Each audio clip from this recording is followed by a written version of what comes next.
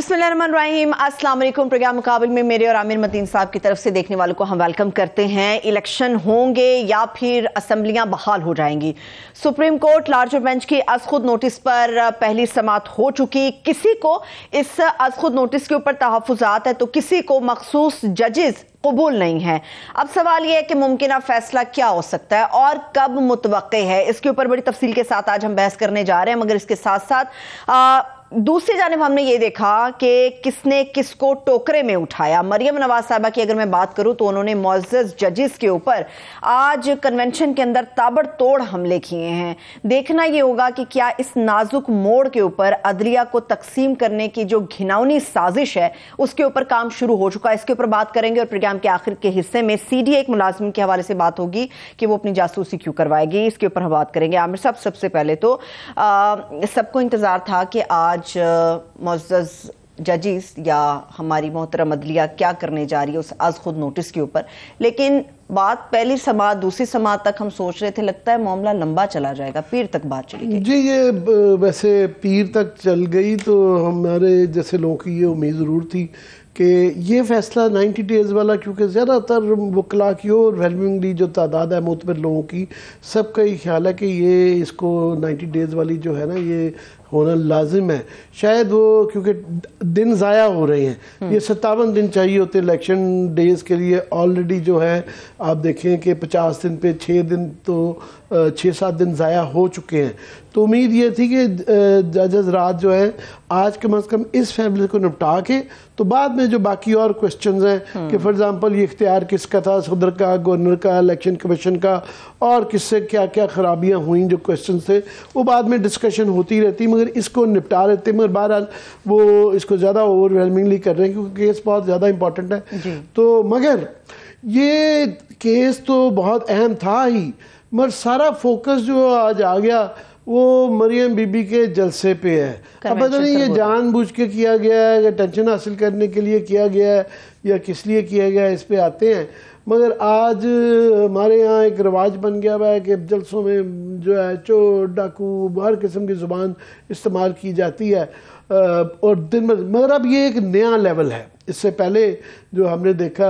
Establishment के बारे में जो मरियम बीबी और वो कहते रहे, कई दफ़ा इमरान खान साहब भी लाइन क्रॉस कर सकते, मगर आज एक नेक्स्ट लेवल था कि जुडिशरी का 4 जब जिसका 2 रिटायर्ड और 2 मौजूदा सर्विंग जजेस के नाम ले लेके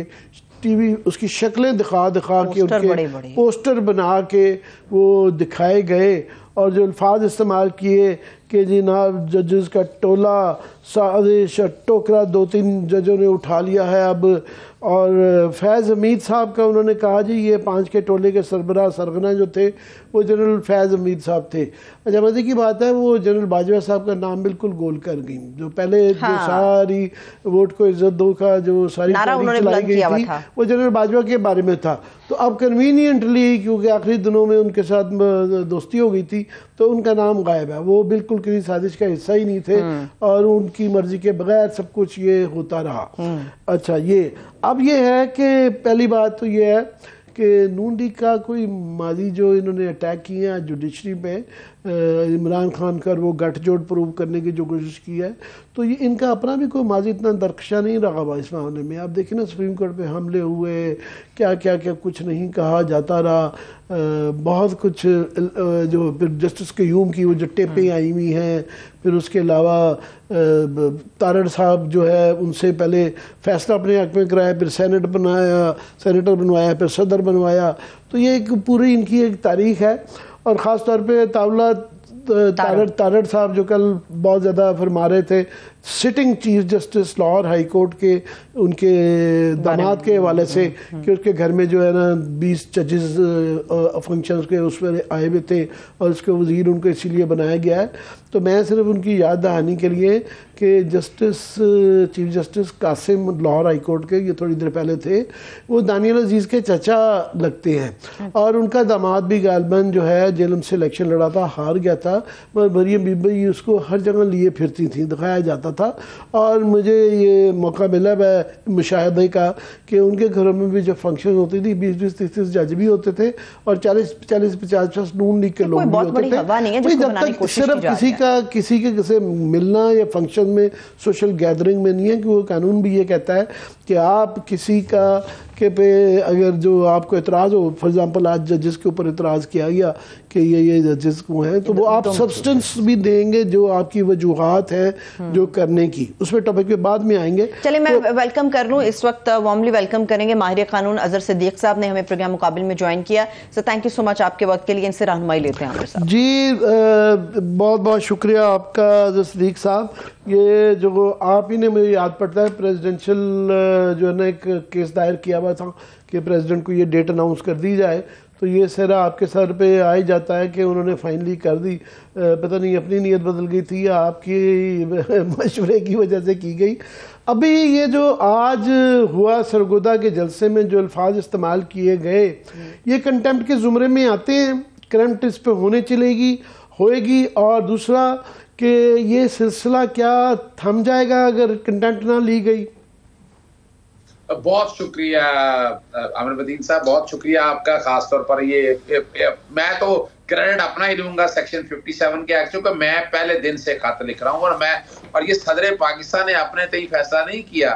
क्योंकि जहां इमरान खान साहब ने खत लिखे वहां मैंने एक वोटर की हैसियत से ये सारे खत लिखे थे उनको। और जिस दिन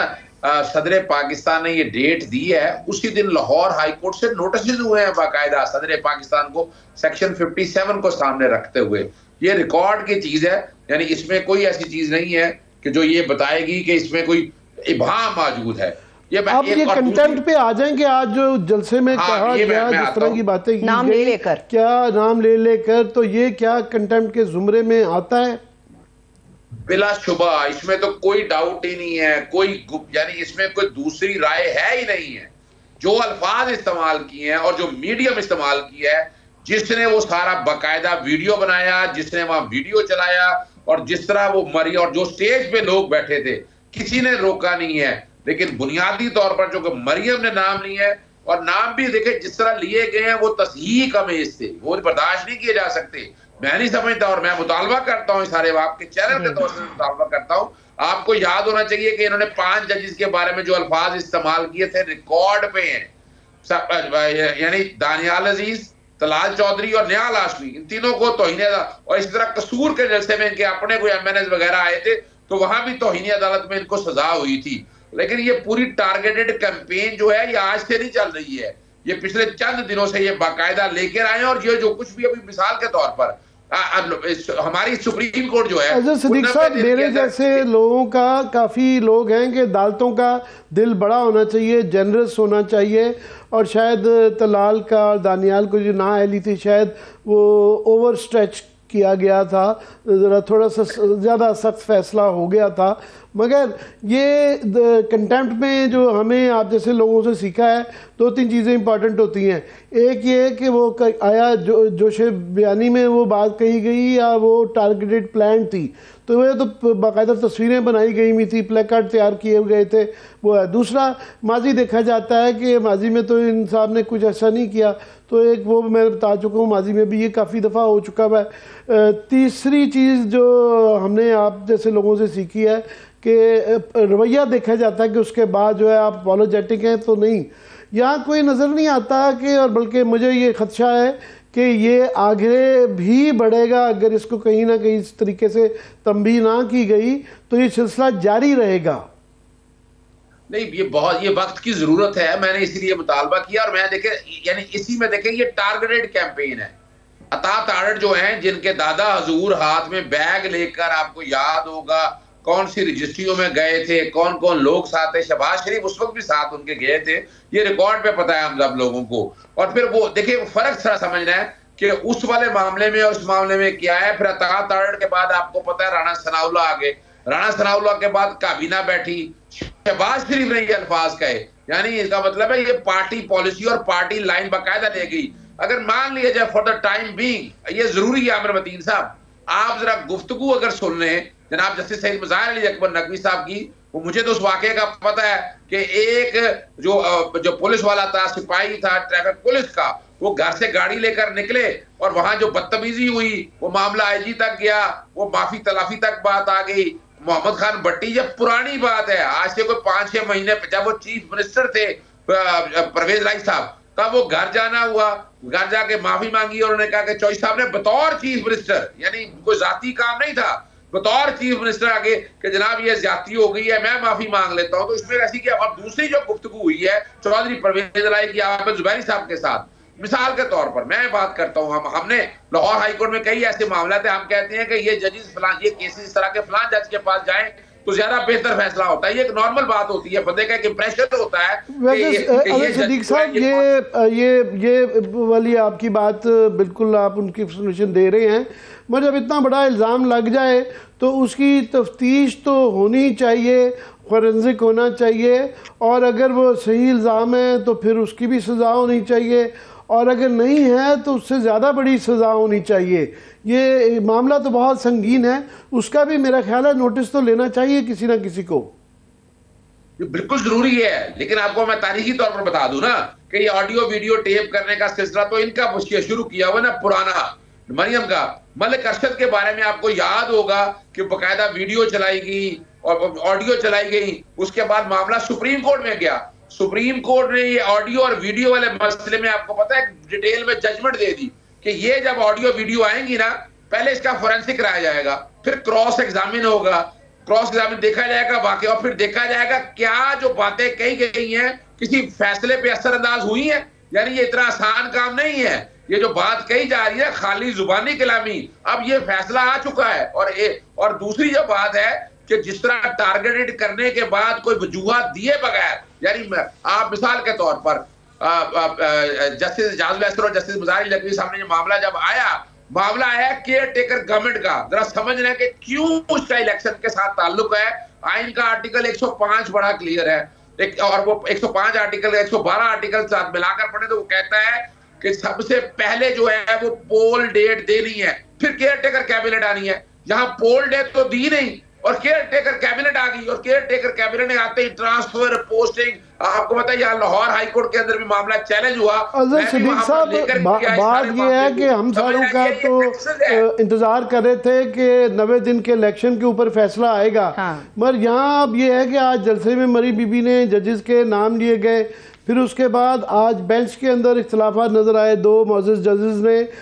एतराज़ किया कि 2 सीनियर जजेस को बीच में नहीं डाला गया, और 2 ऐसे जजेस जिनको नहीं होना चाहिए था उनको शामिल किया गया। और फिर आपकी जो सबसे बड़ी पाकिस्तान की बार काउंसिल है, उन्होंने भी खत लिख दिया है कि जनाब ये 2 जजेस जो है इनको शामिल नहीं बेंच में होना चाहिए था, और साथ में उन्होंने ये भी कहा कि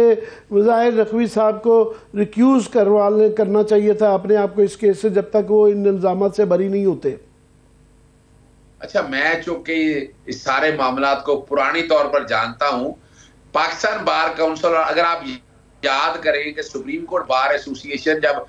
वोट ऑफ नो कॉन्फिडेंस थी, सुप्रीम कोर्ट बार एसोसिएशन वो कौन है, उसका क्या कंसर्न था। इसके बाद में रातों को अदालतें अब खोली गई, वहां इंप्रेशन दिया गया यहाँ मार्शल आ जाना है, ये रिकॉर्ड की चीजें मैं आपके साथ। पाकिस्तान बार काउंसिल में सियासी लोग बैठे हैं सारे, यानी अगर देखा जाए आजमदीन तारड़ जो है वजीर कानून है हमारे, वो पाकिस्तान बार काउंसिल के मेंबर है, और बाकी भी देखना ये है कि क्या ऐसा इशू हो गया है। यानी मिसाल के तौर पर मैं यानी 2-3 चीजें अगर समझा जाए इस बात को कि क्या ऐसा इशू हो गया, क्या पाकिस्तान बार काउंसिल को क्या इसमें नजर आया, पहले तो बैठकर अपने तौर पर तो फैसला कर ले। और यहाँ क्या हुआ है, यहाँ एक बड़ी डील है जो मैं वक्त से पहले आपको बता देता हूँ, जो बार काउंसिल के आपस में तय हुई है। एक हमारे बार काउंसिल के सीनियर मेंबर है, उनको वजीर उनको सदर पाकिस्तान बनाने की ऑफर हुई है। इसी तरह ही पाकिस्तान बार काउंसिल के अंदर एक ऐसे साहब है जिनको सेनेट का टिकट देना, मुझे नाम पता है, आई एम सॉरी, तो अगले जो कि मेरे वोकला बरादरी से मैं नाम नहीं लेना चाहता पब्लिकली उनका, लेकिन मुझे नाम पता है उनके कि वो एक देखे ना, वो तो एक बेनिफिट की बातें हो रही है, और हमेशा से नवाज शरीफ खानदान ने बेनिफिट की बातें की हैं।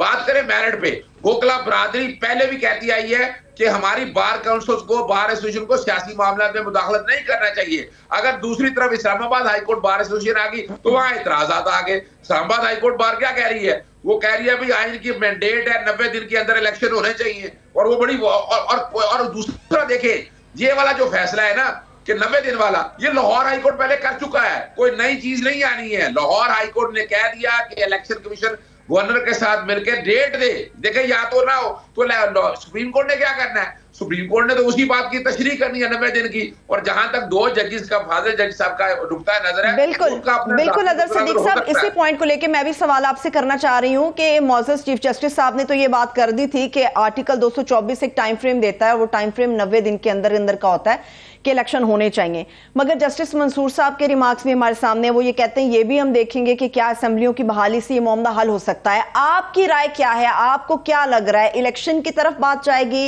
या फिर असेंबलियों को बहाल करने की तरफ मामला आगे बढ़ सकता है, आपको क्या लग रहा है? अच्छा, मैं तो समझता हूं ये गैर जरूरी तौर पर है। किसी सियासी जमात, देखे ना आज हमारे सुप्रीम कोर्ट को तो ये देखे ना, सुप्रीम कोर्ट को क्या किसी ने कहा, यानी आज खुद नोटिस, यानी किसी सियासी जमात ने असेंबली तहलील चैलेंज की, मौका था उनके पास, वो असेंबली तहलील करते। तमाम सियासी जमातों ने असेंबली तहलील को मान लिया और बाकायदा गवर्नर के स्टेटमेंट देख लें, इलेक्शन कमीशन देख लें। तो मैं नहीं समझता कि हमारी सुप्रीम कोर्ट को इस मामले में इस हद तक जाना चाहिए था। वो उनका अपना एक जाती नुक्ता नजर हो सकता है, लेकिन ये ऐसा लार्जर इशू ऐसा है नहीं। जब असेंबली तहलील ली और जब 18वीं तरमीम ने इख्तियार दे दिया चीफ मिनिस्टर को, और वहां ये नहीं लिखा, ये 58(2)B के टाइम पे था कि प्रेसिडेंट के ऊपर चेक एंड बैलेंस होते थे, चीफ मिनिस्टर के ऊपर, इख्तियार के ऊपर कोई चेक एंड बैलेंस नहीं है, जो कि ख्वाजा तारक रहीम जजमेंट आपको याद होगा। सदीक साहब, बात यह है कि ये 2 सुप्रीम कोर्ट के मौजूद जजेस ने एक ऑब्जर्वेशन दी, और ये क्योंकि ये मामला ज़ेर बहस कहीं भी नहीं था, जैसा आपने फरमाया कि ना पॉलिटिकल पार्टीज थी, ना मीडिया ने कहा था कि ये क्वेश्चन ही कभी नहीं अभी तक रेज हुआ था कि चीफ मिनिस्टर का या प्राइम मिनिस्टर का असम्बलियाँ तहलील करने का इख्तियार जो है वो क्वेश्चनेबल है। मगर आज बहरहाल 2 जजेस ने, मौजूद जजेस ने इसको एक नई चीज़ की ले गई। मगर मुझे जो आपसे पूछना है, सवाल ये है कि ये अभी पीर पे मामला चला गया, तो हम ये काफ़ी लोग, एजाज हसन साहब भी ये उम्मीद लगाए बैठे थे कि ये 1-2 दिन में ही फैसला हो जाएगा। तो हर दिन जो गुजर रहा है, ये आज अभी 57 दिन चाहिए होते हैं इलेक्शन के लिए, मैंडेटरी हैं, तो 50 दिन तो मज़ीद रह गए हैं। तो ये जब टाइम बढ़ता जा रहा है, तो क्या फिर अल्टीमेटली अगर लेट से फैसला आ जाता है कि जी आप बिल्कुल इलेक्शन करवाएं 90 दिन में, तो क्या वो डेट एक्सटेंड करेंगे या इलेक्शन शेड्यूल को किसी तरीके से गुंजाइश निकालेंगे कि छोटा किया जाए? अच्छा आमिर मतीन साहब, ये आपने बड़ा जबरदस्त सवाल 90 डेज के हवाले से तो किया, और ये मैं पहले दिन से बात कर रहा हूँ। 90 डेज में टाइम बाउंड है, 54 दिन है, सेक्शन 57 कहता है इलेक्शन शेड्यूल देना, 7 दिनों में इलेक्शन कमीशन ने शेड्यूल देना है। इस वक्त इलेक्शन कमीशन, गवर्नर, ये सारे एक पेज के ऊपर है, इन्होंने अपना आईनी, और ये देखें लाहौर हाईकोर्ट कहती रही है कि इस आइन के तहत आप आगे आप नहीं आए, आप आगे। और दूसरा जो बात देखें, फर्ज करें आर्टिकल 184(3) के तहत सुओ मोटो नहीं लेना चाहिए, अगर फर्ज, तो क्यों सुप्रीम कोर्ट क्यों नहीं सुओ मोटो लेगी? सुप्रीम कोर्ट कस्टोडियन है फंडामेंटल राइट्स की, एनफोर्समेंट की, अवाम चाहती है, अक्सरियत चाहती है इस मुल्क में इलेक्शन हो, और उसके लिए 2 कॉन्स्टिट्यूशनल पिटीशन भी दायर हुई है, एक इस्लामाबाद हाईकोर्ट बार एसोसिएशन की जो कॉन्स्टिट्यूशन पिटीशन 1 है, और एक दायर की हुई है स्पीकर्स ने, और इन सब लोगों ने दायर की हुई है, वो कॉन्स्टिट्यूशन पिटीशन नंबर 2 है। और सबसे बड़ी बात ये है कि जो ये सवाल, और मैं एक बात आपके सामने रख दूं, मैंने अभी कॉल लिस्ट निकलवा ली है सुबह की, ये केस सुबह के लिए लगा हुआ क्या है? क्या मैंने जो बुनियादी सवाल है, क्या इसमें 7-8 दिन 10 दिन जो हैं ज़्यादा गुंजाइश निकाली जाएगी, कंडोन करेगी अदालत, इस बात का इम्कान है? या अदालत अगर ये फैसला देती है कि इलेक्शन होने चाहिए, ज़रूरी हैं, तो कि वो जो शेड्यूल जो है इसको श्रिंक कर सकती है? देखिए, शेड्यूल की जहां तक बात है, वो 254 आर्टिकल जो है वो रेस्क्यू करने के लिए आ सकता है कि, यानी अब ये जो कि मामला इंटरप्रिटेशन का आ गया है, कोर्टों के अंदर पेंडिंग हो गया है, तो वो टाइम है, मैं जो जाती तौर पर समझता हूँ ये टाइम को इख्तियार है, एक्सटेंड किया जा सकता है, लेकिन 54 दिन का जो शेड्यूल है उसको कम भी किया जा सकता है। वो नॉमिनेशन पेपर से लेकर अपना पोल डे तक उसको कम किया जा सकता है, वो टाइम को जो सेक्शन 54 ने दिया हुआ है। लेकिन अब जो कि आज के दिन तक 40 दिन को गुजर गए हैं, आगे 50 दिन रह गए हैं, और ये केस की समाअत पीर के लिए नहीं है। ये मेरे हाथ में कॉल लिस्ट पड़ी है सुबह की, ये सुबह के लिए केस लगा है, जो कि आज मैं कोर्ट के अंदर मौजूद था, और अदालत का ये कंसर्न बड़ा अहम था कि लाहौर हाई कोर्ट ने देखिए 10 फरवरी को फैसला दिया और 16 फरवरी को ये केस लगा और नोटिस हुआ, मैं उसके बाद दोबारा लग गया, मैं पेश हुआ, 16 से ये एडजर्न हुआ 21 के लिए, 21 को आगे अटॉर्नी जनरल के दफ्तर से टाइम मांगा गया, इलेक्शन कमीशन और टाइम ज्यादा मांगा गया, वो तो 15 दिन मांग रहे थे, वो तो 27 दिया। सुप्रीम कोर्ट का ये कंसर्न था कि ये तो मामला ऐसा है जो टाइम बर्ड होना चाहिए, और मैं भी ये समझता हूं, आपको वोट ऑफ नो कॉन्फिडेंस याद होगा, ये 3 तारीख को शुरू हुआ था और 7 तारीख को फैसला हो गया था। अब भी मैं समझता हूं कि ये 2-3 दिन से ज्यादा का मसला नहीं है, छोटी सी एक प्रोविजन है आर्टिकल 224 की और उसकी हैसियत देख रही है। बाकी जो सवाल है कि असेंबलियां तहलील ठीक हुई है या नहीं ठीक हुई है, कोई आईनी दरखास्त सामने नहीं है, मैं समझता हूं कि उसको सुप्रीम कोर्ट को इस मैटर को टेक अप नहीं करना चाहिए। एक आखिरी सवाल मैं कर रहा हूं, जरा क्विकली जवाब दीजिएगा कि अभी इसके में आज जज साहब में ये भी सवाल वहाँ पे अदालत में उठा कि जनाब ये 2 जजेस के उसके कहने के ऊपर तजवीज़ एप्लीकेशन करने पे ये सुओ मोटो क्यों लिया गया।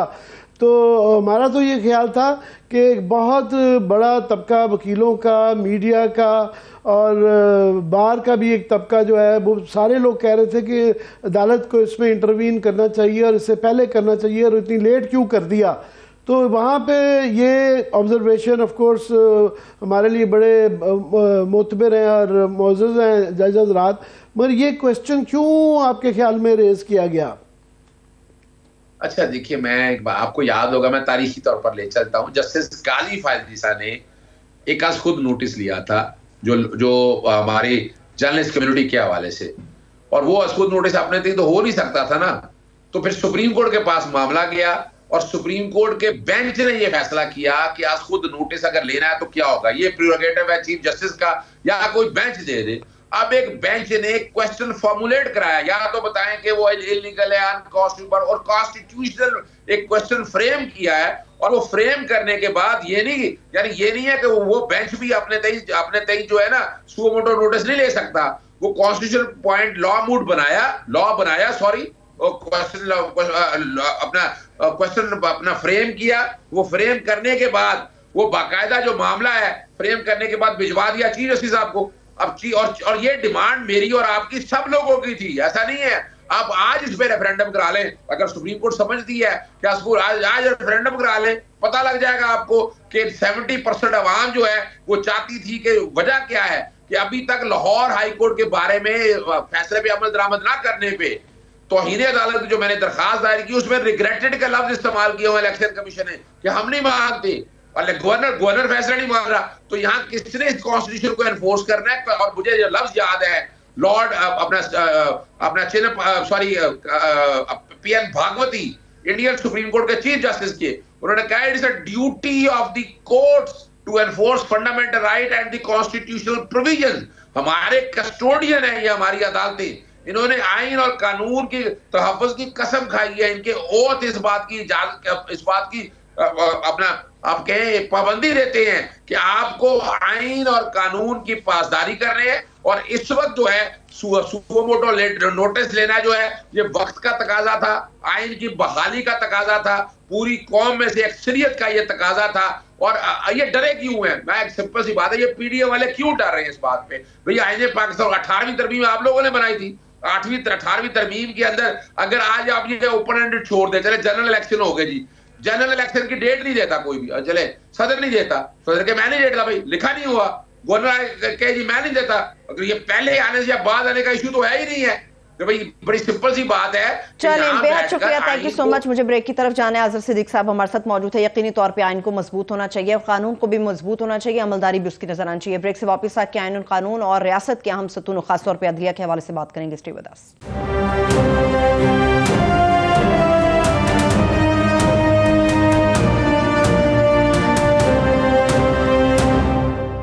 ब्रेक के बाद एक बार फिर से प्रोग्राम में हम आपको खुशामदीद कहेंगे। आमिर साहब, मरियम साहबा ने जो गुफ्तगू की वो वहीं पे ख़त्म नहीं हुई जिसका हवाला आप दे रहे थे। समझ से ही मेरे बालातर है, या मुझे आप समझा दीजिए, आज जो उन्होंने गुफ्तगू की कन्वेंशन में वो अपनी जज्बात की रोम में बह गई या कोई सियासी हिकमत अमली है, मंतक है इसके पीछे, सोचे समझे तरीके से? अंग्रेजी में जो कहते हैं ना मेथड एंड मैडनेस, ये पूरी एक जो है ना सोची समझी स्ट्रेटजी है। और 2 3 4 उसकी वजूहत है मेरे ख्याल में।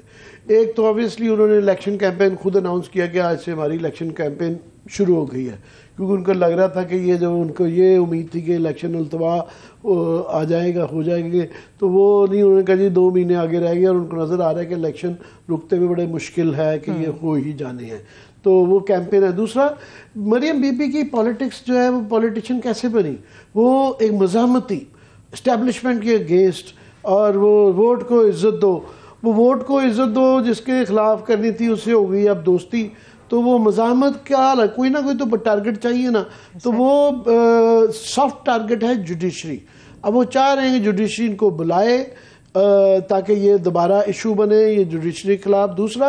जुडिशरी के खिलाफ करने से ये होता है कि अपनी वो उनकी डर्टी लॉन्ड्री साफ हो जाती है, उससे ये वो आज जलसे में भी उन्होंने कहा बार बार कि ये हमारे ऊपर जो केसेस थे पनामा टीटी कि वो सारे ही बनाए गए थे, वो जाली केसेस थे, और हम बड़े नेक और शरीफ लोग हैं और बेईमानी हमारे दूर दूर तक नहीं की, वो जो हमारे दादा थे वो कुछ चीज़ें कर गए और वो फौत हो गए, हमें नहीं पता वो ये बाकी साहब ये साजिशी टोले ने ये काम किया है, और वो साजिशी टोला उन्होंने कहा जी अभी भी यहाँ पे बैठा हुआ है सिटिंग जजेस के अंदर, उन्होंने कहा जी 2 टोलों के दाम है, और उन्होंने नाम ले कि हम 12 नाम नहीं लेना चाहते, की बात है। दूसरा ये कि वो उनके ऊपर जो है ना साथ में वो प्रेशर डालना चाह रहे हैं, जो नैब तरामीम का केस है वो उनके लिए लाइफ एंड डेथ इशू है, वो चाह रहे हैं कि ये उसमें इनके खिलाफ फैसला आता है तो इनका जो सारी इनको सियासी मार पड़ी है वो अपनी जायदादें बचाने के लिए और वो केसेस के लिए थी, अगर वो भी नहीं हो जाता तो ये तो डबल जैप्टी हो जाती है ना कि आप सियासी तौर पे भी इंतखाबी तौर पे भी आपको नुकसान हो गया और आपको जायदादों का नुकसान भी हो गया, तो वो है। तीसरा मेरा ख्याल है कि उनको 90 दिन के इलेक्शन का उनको पता है कि कभी इम्कान है कि ये 90 दिन के अंदर इलेक्शन वाला हो, ये पोस्टपोन नहीं होगा, मगर उनको नज़र ये आता है कि 2 इस वक्त उनको बहुत इदारे हेल्प कर रहे हैं। एक ऑब्वियसली इलेक्शन कमीशन बहुत ज़्यादा जानबदारी से काम ले रहा है, आउट ऑफ द वे जा रहा है, वो बिल्कुल जो तकर्रियाँ हो रही हैं सूबों में पंजाब के अंदर ख़ास तौर पे नहीं कर रहे। दूसरा, ये जो सारा हो रहा है पंजाब की केयर टेकर गवर्नमेंट, निगरान गवर्नमेंट, वो नहीं चाह रहे कि इसका स्कोप फैले और कोई निगरान हुकूमत को या इलेक्शन कमिश्नर को 2 एलाइज जिनके कंधे पे रख के उन्होंने इलेक्शन जीतने की कोशिश करनी है या बेहतर रिजल्ट लेने की कोशिश करनी है कि उनके मतलब कोई ऑब्जर्वेशंस ना आ जाए, उनको कोई तंबीह ना कर दी जाए, उनको डांट डिपट ना हो जाए या उनके खिलाफ एक्शन। लतीफ़ खोसा साहब का फॉर एग्जांपल उनका तो ये कहना था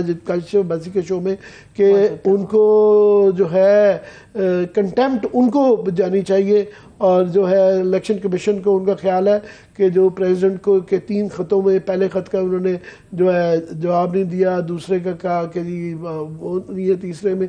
ज़ुबान गलत इस्तेमाल की और तीसरे में कहा जी हम आते नहीं आपके पास, इस बेसिस पे ऊपर उन्होंने कहा गलबन 209 है आर्टिकल कि वो डिसमिस हो सकते हैं। अच्छा। तो वो इन लोगों को भी बचाना उनके लिए बहुत ज़्यादा इम्पोर्टेंट हो जाती है। तो मेरा ख्याल ये सारा ओवरऑल जो है ना मज़ामती लॉन्ड्री एंड ये बचाओ और ये वो बिल्कुल ठीक है। आप देखें ना इस वक्त कुछ हद तक उनकी कामयाब है सियासी स्ट्रेटेजी कि आज अदालत के 90 दिन से जिनके लिए ये हट गया है ध्यान, और वो जो कल तक हम बैठ के डिस्कशन सारी हो रही थी गिरफ्तारियां दे दी, वो उससे हट के आज मरियम बीबी ने कमाल है, उनको दाद देनी पड़ती है और जिस तरह से गरज बरस की है वो अलग बात है कि दारों की जो है इज्जत जो है ना टोटली वो मट्टी में मिला दी गई। मगर बहरहाल आप और मैं बैठे डिस्कस तो कर रहे हैं ना, तो सारी डिस्कशन बदनामी में भी आप देखें एक नाम तो होता है। लेकिन आमिर साहब स्टेट के तमाम इदारों खासतौर पर जब सतून की बात करते हैं अदलिया के ऊपर इस वक्त सारी नजरें हैं। मैं जसारत नहीं कर रही, मगर मरियम बीबी ने आज जो कन्वेंशन में बात की उन्होंने डायरेक्ट इल्जाम आयद किया कि बेंच फिक्स हुआ है।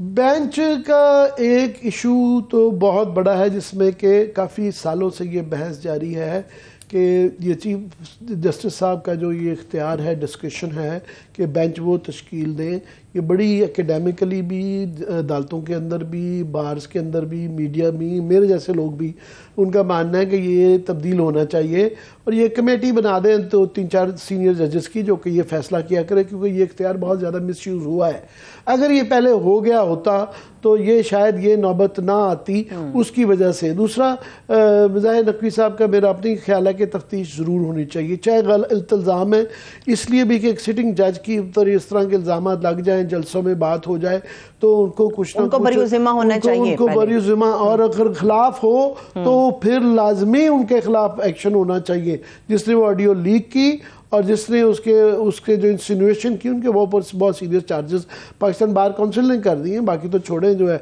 जलसों के अंदर तो वो आप कह सकते हैं कि चले जी उन्होंने जोशे बयानी में वो कह दिया गया। तो ये एक इसके पीछे, बेंच के पीछे है कि हालांकि ये बड़ी अच्छी बात थी कि ये छोटा बेंच नहीं, 9 जजेस का बेंच बनाया गया, बड़ा बेंच है, और इसके अंदर जो है काफ़ी डाइवर्सिटी है कि इसमें हर किस्म के ख्यालात हैं, क्योंकि जजों में बेंच बनाते वक्त ये एक होनी चाहिए, ये सोच होती है कि फॉर एग्जांपल बैंकिंग के केस है या ब्यूरोक्रेसी का केस है, तो वो जो जज रखे जाते हैं सुप्रीम कोर्ट में, उस वक्त भी पता होता है कि ये क्रिमिनल का एक्सपर्ट है, ये बैंकिंग का एक्सपर्ट है, तो बेंच बनाते वक्त एक मद्देनज़र इस चीज़ को रखा जाता है कि इसके अंदर फलाने पहलू आएंगे, तो जजेस वो वाले होने चाहिए जो इन इश्यूज़ के ऊपर अपनी उनकी एक्सपर्टीज भी हो। सही है, ठीक है। वो आपने इशारा बड़ी अच्छी तरफ मुझे याद दिला दिया आमिर साहब। एक क्वेश्चन मार्क इस चीज़ के ऊपर आया कि जो नोटिस भिजवाए जा रहे हैं या तौलबी की जा रही है, फरीकैन उनमें शामिल होने चाहिए। चीफ इलेक्शन कमिश्नर के हवाले से क्वेश्चन मार्क रेज हुआ कि वो तो फरीक है ही नहीं, तो फिर उन्हें किस हैसियत के अंदर नोटिस जारी किया जाए? ये मैं क्योंकि सब जुडिस मामला है, जज हज़रात हैं, मगर उनकी ऑब्जर्वेशन क्योंकि इस तरह उसकी झलकियाँ बन जाती हैं, तो फिर उसके ऊपर ज़ाहिर है बात भी होती है। ये एक ऑब्जर्वेशन आज ज़रूर एक जज साहब की तरफ से दी गई कि ये तो पार्टी नहीं थे,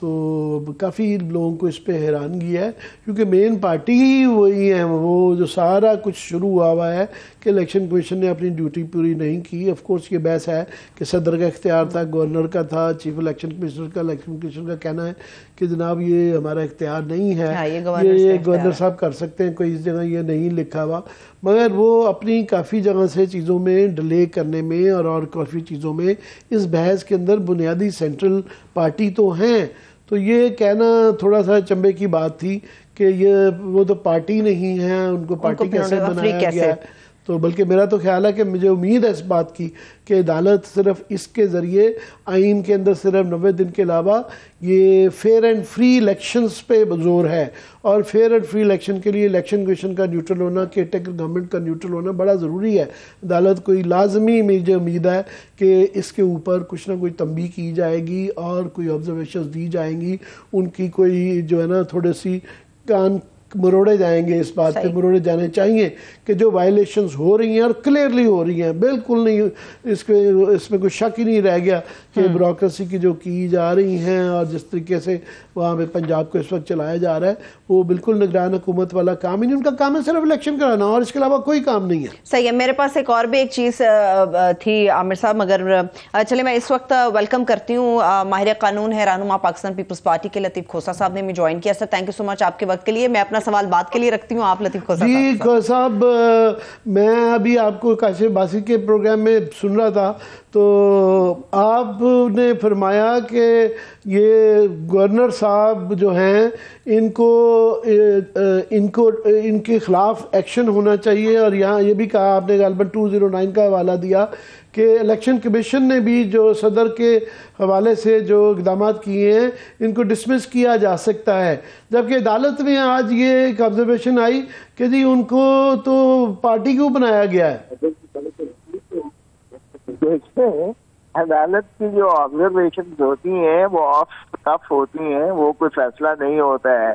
बात ये है कि आपने कॉम्पोजिशन देखी है, 9 जजेस सुप्रीम कोर्ट के हैं, माशाल्लाह डाइवर्सिफाइड किस्म की ओपिनियंस आई हैं। उसमें तो ये भी कहा गया कि जी क्या पार्टी हेड के कहने पर चीफ मिनिस्टर जो है असेंबली को डिसॉल्व कर सकता है,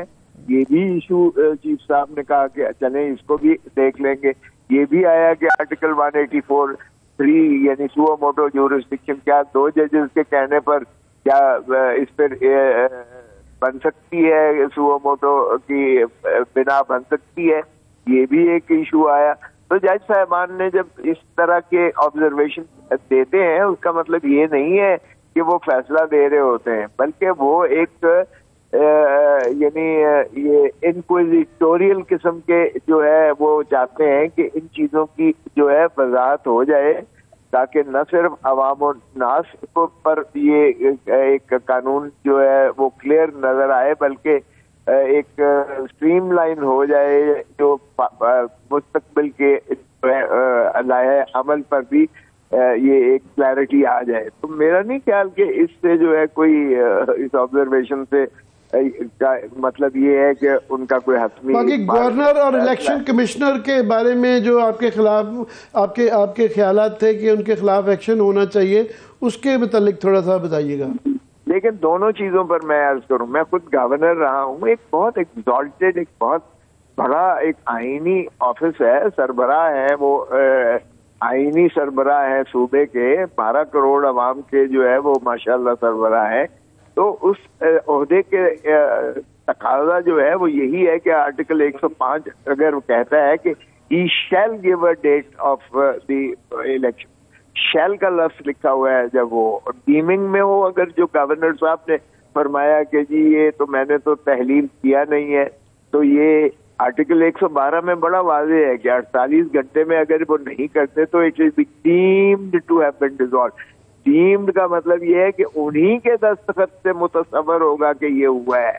तो इसलिए उसमें कोई इबहाम नहीं है कि आर्टिकल 112 को आर्टिकल 105 से जब पढ़ेंगे तो ही शैल गिव अ डेट, तो उसको डेट देना पड़ेगी। और फिर इसी तरह आर्टिकल 48 को देखें तो 48 में ये है कि ये उसकी डिस्क्रिशन है, वो वफाकी हुकूमत या किसी और से नहीं पूछेगा इस मामले में, बल्कि वो अपने आईनी उस फरीजे को इस्तेमाल करेगा। तो जब मैंने अर्ज किया कि गवर्नर साहब ने अपना आईनी जो है फरीजा नहीं इस्तेमाल किया, तो लामाला मेरा मकसद ये नहीं था कि गवर्नर के, चूंकि गवर्नर फौजदारी मुकदमात से इस्तना है उसको आईनी तौर पर, जो मुझे भी था बतौर गवर्नर के। लेकिन हैविंग सेड दैट, ये देखें हमें रियासती आदाब को महफूज रखते हुए उस मनसब की जो है इज्जत और तकरीम और आइन की हमने वफादारी और ताबेदारी आर्टिकल 5 में बड़ा वाज़ेह है, loyalty to the state and obedience to the constitution is the inviolable obligation of every citizen, तो inviolable obligation थी गवर्नर साहब की, तो उन्होंने उसको अनफॉर्चुनेटली वायलेट किया। अब दूसरी बात आपकी देखिएगा इलेक्शन कमीशन, देखिए इलेक्शन कमीशन भी एक आईनी इदारा है, सदर एक जो है रियासती सरबराह है, commander of the arm forces हैं, एक हमारा जो है देखें रियासती ढांचे में फिर अदब आदाब की जो है आप ब्लू बुक देखें जिस तरह भी देखिएगा, तो उसके तहत जो है अगर उनका आर्टिकल सेक्शन 57 सब सेक्शन 2 में अगर गवर्नर ने वहां तसाहल किया, बावजूद जो भी है कि उन्होंने तारीख नहीं दी 105 आर्टिकल की जो है वायलेशन की, तो सदर साहब ने 57(2) ऑफ द इलेक्शन एक्ट 2017 के तहत जो है उन पर वाजिब आता है कि वो जो है डेट नेशनल असेंबली की और डेट्स जो है सूबाई असेंबली की वो फिर दे सकते हैं, और आगे जो है शेड्यूल देना इलेक्शन कमीशन ऑफ पाकिस्तान का काम है। आर्टिकल 218-19 मैं ये शेड्यूल पे कदा कलामी माहब आपसे बात करना चाह रहा था कि आज चीफ जस्टिस साहब की ये रिमार्क्स थे कि इलेक्शन जो है 90 दिन में आईनी फ्रीजा है कि वो होने चाहिए। फ़र्ज़ करें अदालत ये 90 दिन के फैसले पे कायम रहती है और कि ये कहती है कि जी इसको करवाना चाहिए, तो ये जो इलेक्शन शेड्यूल के लिए कहा जाता है कि 57 दिन तो ऑलरेडी 6 दिन क्रॉस कर गए हैं, तो आपके क्या ख्याल में ये दिन बढ़ाएंगे या इलेक्शन शेड्यूल को छोटा करने की गुंजाइश निकालेंगे? देखिए 58 जो है section of the election act, 57 में तो ये है कि सदर साहब तारीख देंगे, 58 में ये है शेड्यूल में रद्दो बदल इलेक्शन कमीशन कर सकती है, यानी डेट के बाद शेड्यूल होता है जो 45 दिन पर मुहित है, उस 45 दिनों के इहाते में ये कमी कर सकते हैं कमी और कास्ट यानी रद्दोबदल कर सकती है। 58 सेक्शन के तहत इलेक्शन कमीशन उसमें अख्तियार दिया गया है। मसलन 7 दिन की बजाय वो उसे 5 दिन कर सकते हैं। इसी तरह जो बाकी शेड्यूल नॉमिनेशन पेपर्स की इदखाल की तारीख, उस पर एतराजात की तारीख, उसके बाद जो है उस पर जो है अपील वो हतमी फहरिस्त की तारीख, फिर उसके बाद अपीलों की तारीख। ये खोजा साहब इस बात पे भी डिपेंडेंट है कि ये फैसला कब आता है। तो आप कितने दिन में देख रहे हैं, उम्मीद करते हैं कि ये फैसला सेटल हो जाएगा?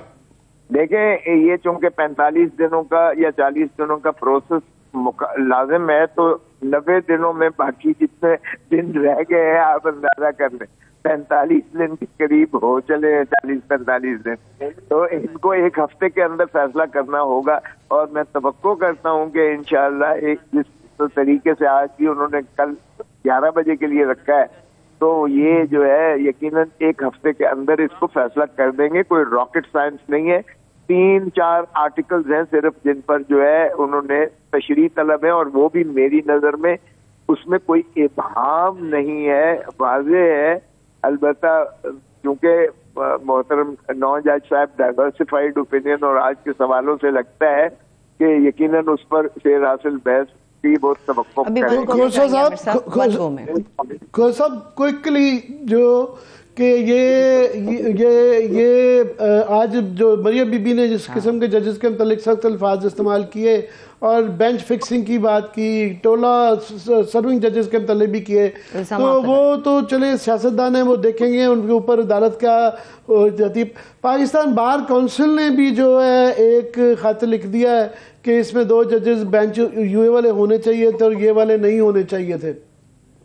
देखिए, ये बात बेंच में भी ये बात आई, मैं किसी का नाम नहीं लेता, लेकिन ये 9 रुकनी बेंच में भी आई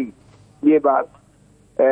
लेकिन देखें, 2 जज साहिबान जो हैं जिन्होंने रेफरेंस भेजी थी, जस्टिस एजाजुल आसम साहब और जस्टिस मज़ाहिर अली अकबर नकवी साहब ने, तो उनको तो लाजिम उस बेंच में होना ही था, क्योंकि जब रेफरेंस जो जजेस भेजते हैं चीफ जस्टिस के पास, चाहे लार्जर बेंच की तश्कील का करें या सुओ मोटो का करें, उन जजेस का तो बीच में लाजिम होता है कि उनको तो उस बेंच का रुकन बनना पड़ता है। अब जहाँ तक एतराज़ात का ताल्लुक है, ये एक सियासी जमात की नायब सदर ने भी किया, वो भी नामुनासिब था, गैर शाइस्ता अल्फाज़ात थे जिनको मैं नहीं जाना चाहता, क्योंकि अगर आपने एक इश्यूज को डिफ्यूज करना है तो मेरे ख्याल में अदालत को भी नजरअंदाज करना चाहिए, बजाय इसके कि तौहीन अदालत के जुमरे में वो उनको दे और ज्यादा एक वजह उनके लिए जवाब बन जाए कि जी देखें बावजूद ये तो अपना चूंकि उसको एक्शन ले रहे हैं लिहाजा इनको नहीं होना चाहिए, या इस वजह से वो खटाई में पड़े या नवालत में पड़े, जो कि लगता है कि उनका मकसद ही ये था। बहुत शुक्रिया sir, thank you so much. मुझे ब्रेक की तरफ जाना है फौरी तौर पे। लतीफ खोसा साहब मौजूद थे, आपके वक्त का शुक्रिया। आज जेल भरो तहरीक पे बात करेंगे। Stay with us.